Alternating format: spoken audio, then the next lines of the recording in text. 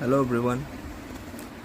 न्याय निर्माण 2025 अभी हो रहा था और उसमें सुप्रीम कोर्ट ऑफ इंडिया के ऑनरेबल मिस्टर जस्टिस मनमोहन जी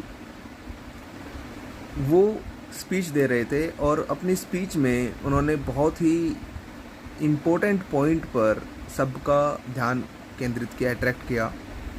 उन्होंने कहा कि अगर आप इंडिया में वेल्थ क्रिएट कर रहे हैं, मतलब आप काम कर रहे हैं जिससे वेल्थ क्रिएट हो रही है, आपकी वेल्थ क्रिएट हो रही है और उससे इंडिया की वेल्थ क्रिएट हो रही है, मतलब आप कोई ऐसा बिजनेस कर रहे हैं जो अच्छे से ग्रो कर रहा है और आप बहुत अच्छा पैसा कमा रहे हैं, तो हमारा इनकम टैक्स डिपार्टमेंट आपको ये नहीं देखेगा कि आप वेल्थ क्रिएट कर रहे हो।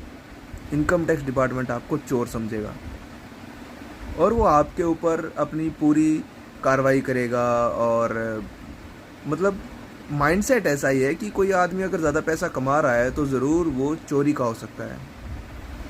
तो उन्होंने ये कहा है कि हम विकसित भारत बनना चाहते हैं, 2047 का जो हमारा टारगेट है।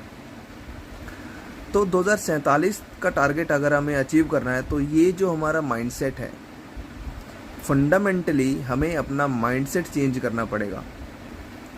हमें वेल्थ जनरेशन को एक्सेप्ट करना पड़ेगा।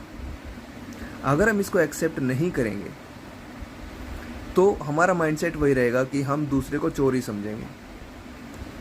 तो उन्होंने ये कहा है कि हम अपना माइंडसेट बदलेंगे तभी हम विकसित भारत बन पाएंगे, वरना नहीं बन सकते।